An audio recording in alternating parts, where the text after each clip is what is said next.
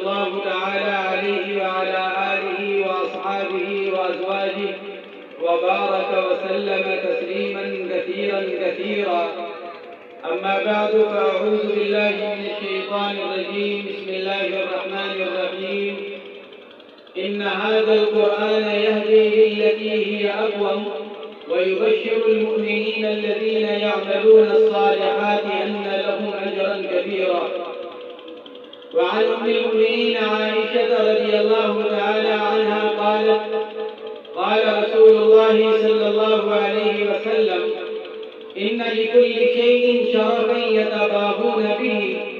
وإن بهاء أمتي وشرفها القرآن، أو كما قال عليه الصلاة والسلام. میرے عزیزوں، دوستوں، بزرگوں، بھائیوں، محمد رسول اللہ صلی اللہ علیہ وسلم کو اللہ رب العزت نے نبوت کے لیے جتنے معجزات مرحمت فرمائے ہیں، ان میں اللہ کے نبی علیہ السلام کو جو سب سے بڑا علمی معجزہ دیا گیا وہ قرآن پاک کی شکل میں دیا گیا. یہ اللہ کا وہ معجزہ ہے جو نبی علیہ السلام کے حیات میں بھی رہا. نبی علیہ السلام کے اس دنیا سے پردہ فرمانے کے بعد بھی موجود ہے، اور تا قیامت اللہ رب العزت کا یہ کلام نبی علیہ السلام کے معجزے کی شکل میں قیامت تک قائم رہے گا. حضرات انبیاء اکرام علیہ السلام کو اللہ رب العزت جو معجزے مرحمت فرماتے تھے وہ ان کی ذات کے ساتھ، ان کے زمانے کے ساتھ، ان کی قوم کے ساتھ خاص ہوا کرتا تھا. نبی دنیا سے تشریف لے جاتے تو ان کو دیا ہوا معجزہ بھی ان کے ساتھ چلا جاتا. لیکن حضور اکرم صلی اللہ علیہ وسلم کا یہ معجزہ جو قرآن پاک کی صورت و شکل میں ہے، یہ وہ معجزہ ہے جو قیامت تک باقی رہنے والا ہے، اور یہ وہ معجزہ ہے جس کو اللہ رب العزت نے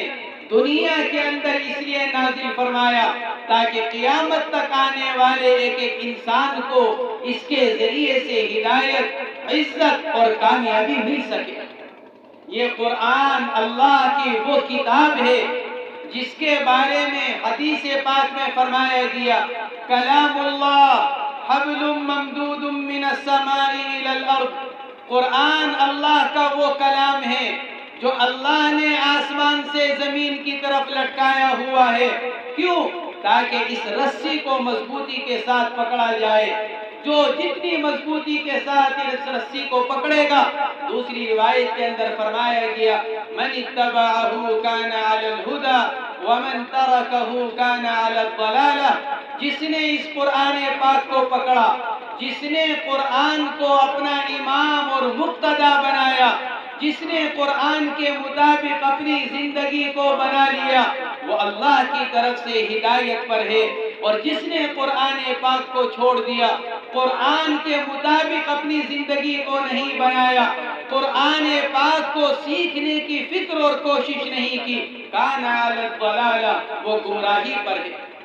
یہ قرآن اللہ کی وہ کتاب ہے جس کے بارے میں خود قرآن کہتا ہے: ان ھذا القرآن یہدی للتی ہی اقوم. یہ قرآن وہ کتاب ہے جس کو ہم نے منزل تک پہنچنے کے لیے اقوم بنایا ہے. حضرات مفسرین نے لکھا ہے اقوم اس راستے کو کہا جاتا ہے جو آدمی کو منزل تک پہنچانے کا سب سے آسان، سب سے قریب کا راستہ، جس میں کسی طرح کا کوئی خطرہ پیش نہ آئے. اللہ رب العزت نے قرآن کو اقوم قرار دیا، گویا کہ اللہ کی رضا تک پہنچانے کا،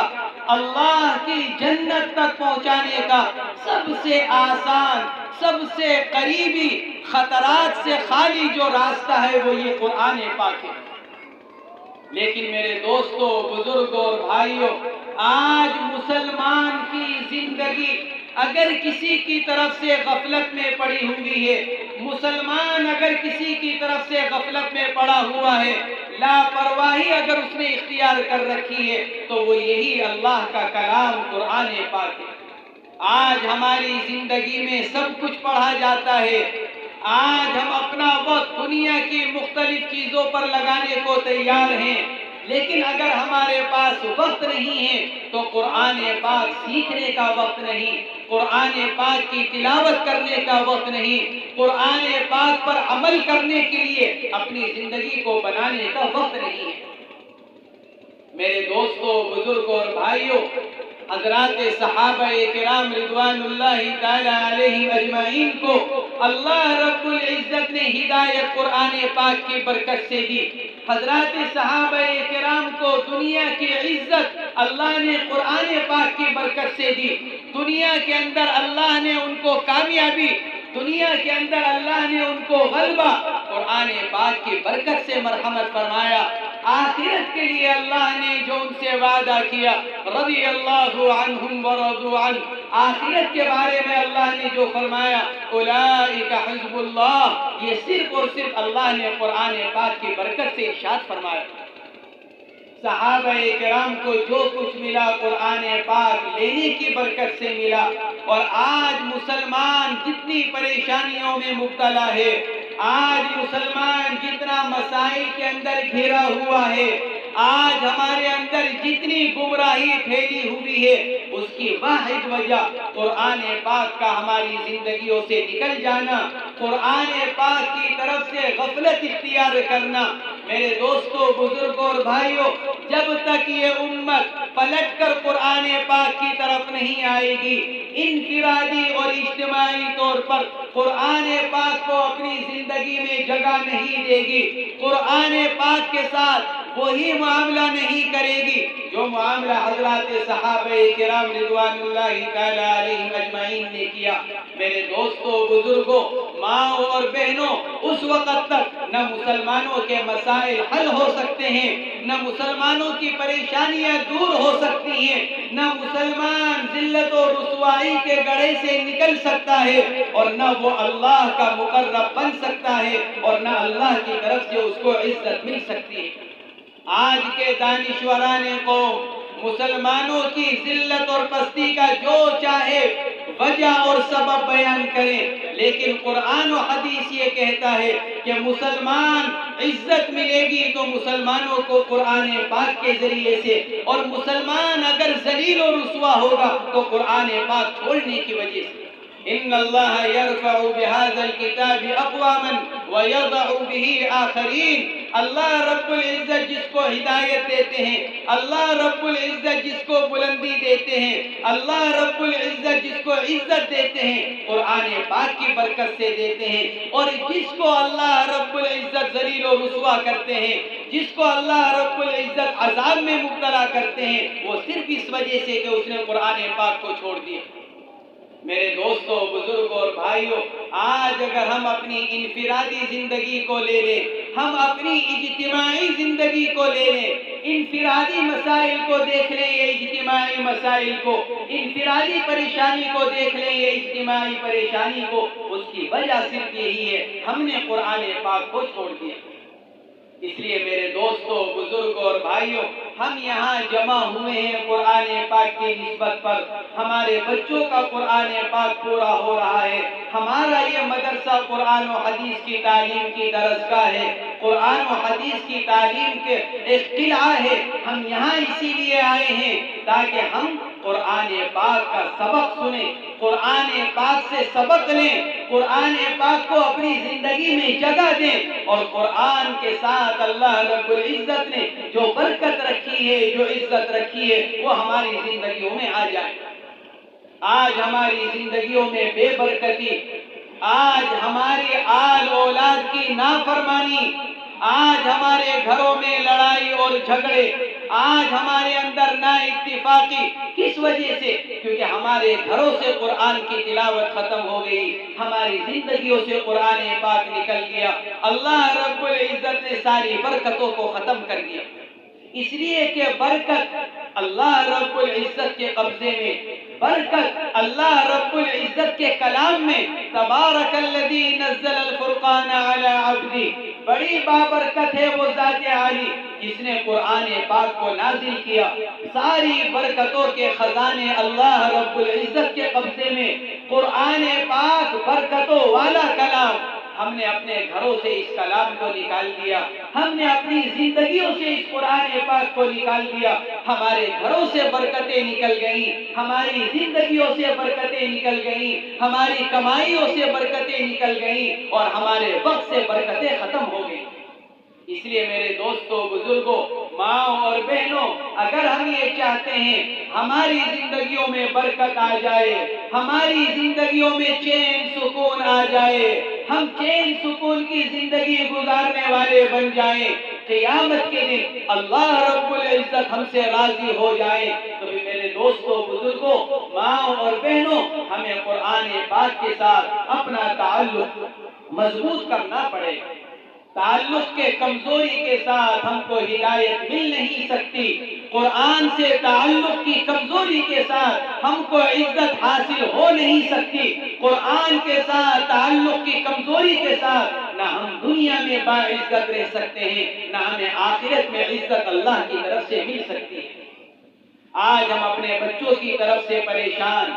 آج ہم اپنی عورتوں کی طرف سے پریشان، آج ہم اپنے جوانوں کی طرف سے پریشان، کہ کیوں؟ کیونکہ ہم نے قرآن پاک کو چھوڑ دیا، ہدایت نے ہم کو چھوڑ دیا۔ بڑے حضرت حضرت مولانا محمد الیاس صاحب رحمت اللہ علیہ فرمایا کرتے تھے، اللہ رب العزت نے ساری انسانیت کی ہدایت قرآن پاک میں رکھی ہے، کسی انسان کو قرآن چھوڑ کر ہدایت مل نہیں سکتی۔ اس لیے فرماتے تھے بڑے حضرت جی رحمت اللہ علیہ، آدمی جب قرآن پاک کی تلاوت کرے، اللہ اس کو جتنا پڑھنے کی توفیق دے، ایک رکوع، ایک صفحہ، ایک پاؤ، ایک پارہ، جتنا پڑھنے کی توفیق ملی ہے، فرماتے تھے قرآن پاک کی تلاوت کے بعد اللہ سے یہ دعا مانگا کرے، اے اللہ، آپ نے ساری انسانیت کی ہدایت قرآن میں رکھی ہے، اے اللہ میرے حصے کی جو ہدایت آپ نے قرآن میں رکھی ہے، اے اللہ میرے حصے کی ہدایت مجھے مرحمت فرما دیجیے۔ ہمارے حصے کی ہدایت ہمیں جب ہی ملے گی جب ہم اللہ کے کلام کو پڑھیں گے، اللہ سے اپنے لیے ہدایت کو مانگیں گے، ہدایت کے کلام کو اپنی زندگی میں جگہ دیں گے، جبھی تو ہم کو ہدایت ملے گی۔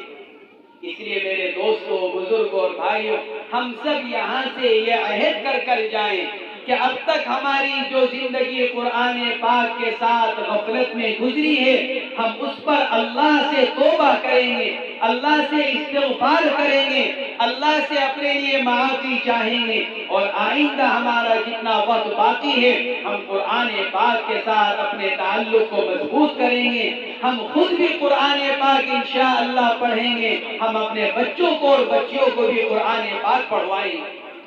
آج ہم خود قرآن پاک نہیں پڑھتے،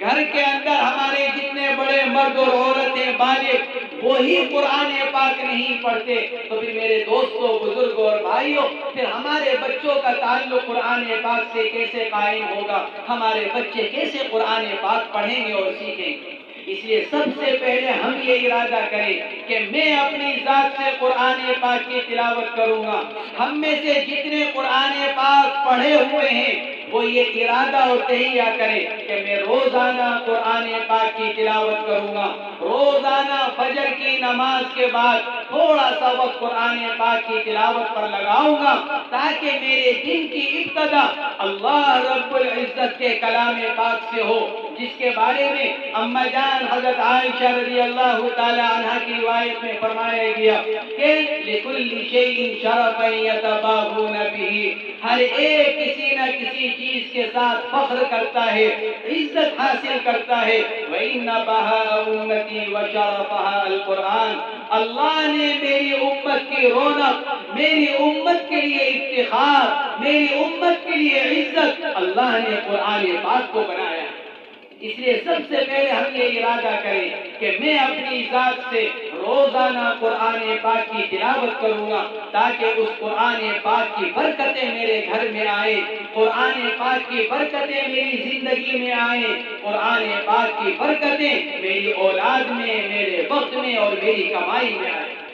اور ہم میں سے جنہوں نے ابھی تک قرآن پاک نہیں پڑھا، میرے دوستوں بزرگوں، ہم اپنے عمر کو نہ دیکھیں، میری ماں اور بہنوں، ہم اپنی عمر کو نہ دیکھیں، ہم اپنے بارے میں یہ نہ سوچیں کہ میں 30 سال اور 40 سال اور 50 سال کی عمر میں قرآن کیسے پڑھ سکتا ہوں۔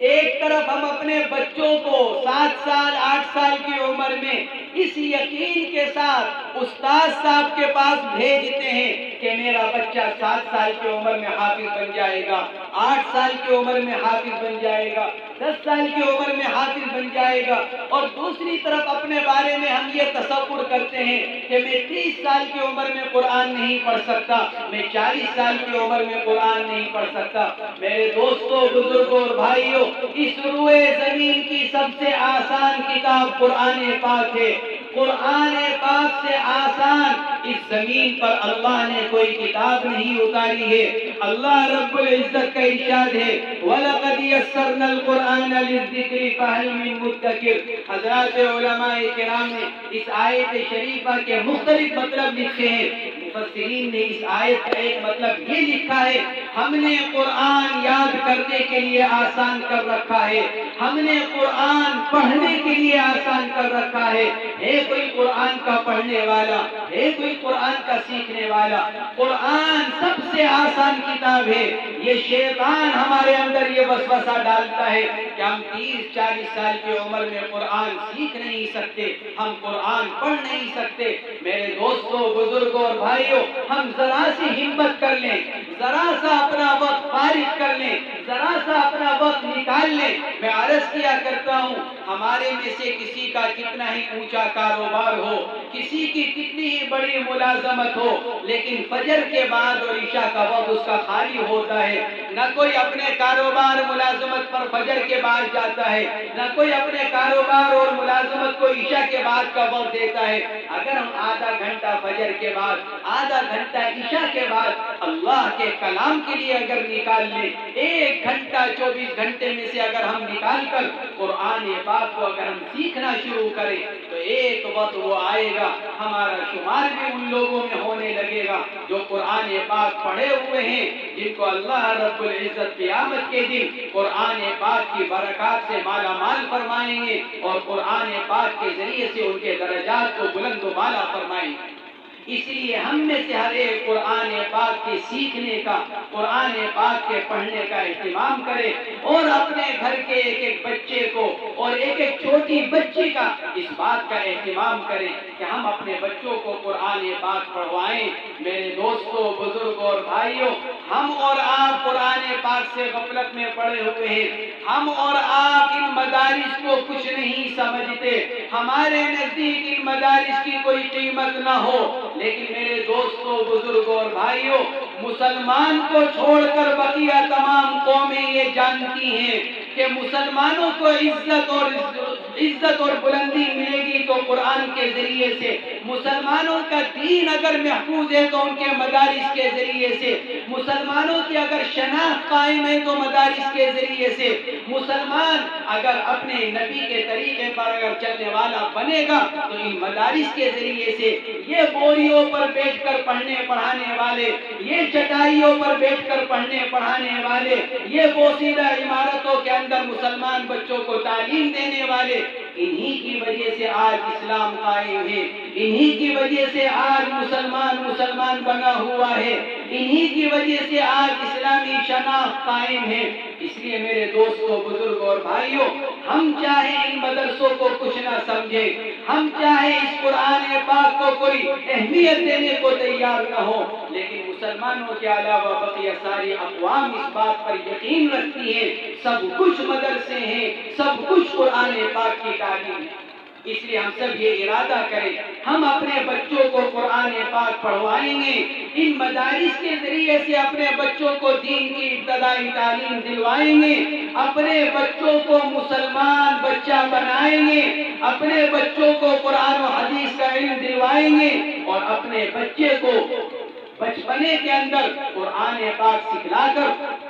قرآن پاک پڑھوا کر، ابتدائی دینی تعلیم دلوا کر ان کے عقائد ایسے صحیح کر دیں کہ پھر ہمارا بچہ بڑا ہو کر زندگی کے کسی شعبے میں چلا جائے، ڈاکٹر بنے، انجینئر بنے، وکیل بنے، کچھ بھی بنے، لیکن اس سے پہلے ہمارا بچہ ان مدارس کی تعلیم کے ذریعے سے مسلمان بن چکا ہو۔ ورنہ آپ اپنے معاشرے کو دیکھیں گے، میں کسی کو الزام نہیں دے رہا ہوں، لیکن اگر آپ آج کے معاشرے کو دیکھیں گے، مسلمان نام کے بہت ڈاکٹر آپ کو ملیں گے، وکیل اور انجینئر ملیں گے، لیکن وہ اپنی ذات سے کتنے مسلمان ہیں ہم سب جانتے ہیں کہ کیوں؟ اس لیے کہ میرے دوستوں، بزرگوں اور بھائیوں، ان کو وکیل، ڈاکٹر اور انجینئر تو بنایا گیا، ان کے والدین نے ان کے اوپر محنت کی، لیکن ان کو بچپن میں قرآن پاک کی تعلیم نہیں دلوائی گئی، ان کو بچپن میں ان کا دین نہیں دیا گیا، تو وکیل، ڈاکٹر، انجینئر بن گئے، لیکن وہ ایک سچے مسلمان نہیں بن سکے۔ اس لیے میرے دوستوں، بزرگوں اور بھائیوں، مختصر سی بات عرض کرنی ہے، اور دیگر حضرات علماء کرام تشریف فرما ہے، ہم جو یہاں آئے ہیں قرآن پاک کی نسبت پر آئے ہیں، قرآن پاک کے نام پر آئے ہیں، لہذا ہم یہاں سے یہ پیغام لے کر جائیں کہ آئندہ کی زندگی ہم اپنا تعلق قرآن پاک سے اپنا بھی مضبوط کریں گے، اپنی عورتوں کا بھی مضبوط کریں گے، اپنے بچوں کا بھی مضبوط کریں گے، اور اپنی بچیوں کا بھی قرآن پاک کے ساتھ تعلق مضبوط کریں گے۔ اللہ رب العزت ہم سب کو اس کی توفیق مرحمت فرمائے، قرآن پاک کے ساتھ ہمارے تعلق کو مضبوط فرمائے، اور قرآن پاک کے ذریعے سے اللہ رب العزت ہماری کھوئی ہوئی عزت دوبارہ ہم کو مرحمت فرمائے، ہمارے مسائل کو، ہماری پریشانیوں کو دور فرمائے، اور ہمارے اس مدرسے کو دین دوگنی رات چوگنی ترقیات سے مالا مال فرمائے۔ میرے دوستوں، بزرگوں، ایک بات کہہ کر اپنی بات ختم کرتا ہوں۔ ہمارے یہ مدرسے والے، ہمارے یہ مولانا سفیان صاحب ہوں، مولانا اویس صاحب ہوں، دیگر حضرات، دیگر اہل مدارس ہوں، ہم یہ سمجھتے ہیں ہم مدرسے والوں پر احسان کرتے ہیں، ہم ان کا تعاون کرتے ہیں۔ میرے دوستوں، بزرگوں، میں کہا کرتا ہوں، میں خود مدرسے والا ہوں، میں اولاد والا ہوں، میں یہ کہا کرتا ہوں ہمارا مدرسے والوں پر احسان نہیں ہے، مدرسے والوں کا مجھ پر احسان ہے۔ اللہ نے قرآن پاک میں ارشاد فرمایا، ہمارا بچہ قرآن پاک کی آیت پڑھ رہا تھا، یا ایھا الذین آمنوا قوا انفسکم واہلیکم نارا، اے ایمان والو، اپنے آپ کو جہنم کی آگ سے بچاؤ، اپنے گھر والوں کو جہنم کی آگ سے بچاؤ، اپنی اولاد کو جہنم کی آگ سے بچاؤ۔ اولاد میری ہے، اولاد کو جہنم سے بچانے کی ذمہ داری قرآن مجھ پر ڈالتا ہے، میرے گھر والوں کی ذمہ داری قرآن مجھ پر ڈالتا ہے، میری ذمہ داری ہے میں اپنی اولاد کو دین دوں، میری ذمہ داری ہے میں اپنی اولاد کو قرآن دوں، میری ذمہ داری ہے میں اپنی اولاد کو جہنم کے عذاب سے بچاؤں۔ یہ مدرسے والوں کا ہم پر احسان ہے۔ مدرسے والے یوں کہتے ہیں، آپ اپنی اولاد بھی ہم کو دے دیجئے، آپ اپنی ذمہ داری بھی ہم کو دے دیجئے، آپ اپنی ملازمت پر جائیے، آپ اپنے کاروبار کو کیجئے، آپ اپنی زمینوں کو دیکھیے، اپنی ذمہ داری جو اللہ نے آپ کے اوپر آپ کی اولاد کی ڈالی ہے وہ ہم کو دے دیجئے، ہم آپ کی ذمہ داری کو پورا کریں گے۔ اللہ کے یہاں آپ اپنی ذمہ داری کی طرف سے جواب کے لائق ہو جائیں گے۔ آپ اپنی اولاد دے دیجئے، آپ اپنی ذمہ داری دے دیجئے۔ میرے دوستوں، بزرگوں، ماں اور بہنوں، ہمارا مدرسے والوں پر احسان نہیں ہے کہ ہم اپنی چند پیسوں سے ان کا تعاون کر دیتے ہیں، نہیں، مدرسے والوں کا ہم پر احسان ہے، اللہ کی ڈالی ہوئی ذمہ داری کو وہ پورا کر رہے ہیں، ہمیں فارغ کر رکھا ہے دنیا کمانے کے لیے، وہ دنیا جو موت پر ختم ہو جائے گی، وہ دنیا جو آخرت میں کچھ کام نہیں آنے والی ہے، لیکن اس کے باوجود انہوں نے ہم کو فارغ کر دیا ہماری دنیا بنانے کے لیے، دنیا کمانے کے لیے۔ اس لیے ہم مدرسے والوں پر احسان رکھنے کے بجائے مدرسے والوں کا احسان مانیں۔ اللہ رب العزت ان اہل مدارس کو جزائے خیر مرحمت فرمائے، اور ہمارے ان اکابر کو جنہوں نے اب سے 150 سال پہلے دارالعلوم اور مظاہر علوم کی شکل میں یہ اسلامی قلعے قائم کیے، کہ آج ان اکابر کی فکروں کی بدولت، ان اکابر کی قربانیوں کے اور اخلاص کی بدولت آج ہم مسلمان بنے بیٹھے ہوئے ہیں، آج ہم اسلامی شناخت کے ساتھ بیٹھے ہوئے ہیں۔ ہم بھی اپنی آنے والی اولاد کی فکر کریں، جس طرح ہمارے اکابر نے 150 سال پہلے ہمارے بارے میں سوچا، ہم 20-25 سال کے بعد اپنی آنے والی اولاد کے بارے میں سوچیں، ان کا ایمان کیسے محفوظ رہے گا، ان کے عقائد کیسے صحیح رہیں گے، کیسے وہ اس لائق رہیں گے کہ دنیا سے میرے جانے کے بعد چند آیتیں پڑھ کر، چند سورتیں پڑھ کر میرے لیے دعائیں مغفرت کر سکے۔ اللہ رب العزت ہم سب کو اس کی توفیق مرحمت فرمائے، ہمارے اس مدرسے کی حفاظت فرمائے، دن دوگنی رات چوگنی ترقیات سے مالا مال فرمائے، اور ہم سب کو قرآن پاک کے ساتھ تعلق کو مضبوط کرنے کی، فکر کرنے کی توفیق عطا فرمائے۔ وآخر دعوانا الحمدللہ رب العالمین۔ جزاکم اللہ خیرا۔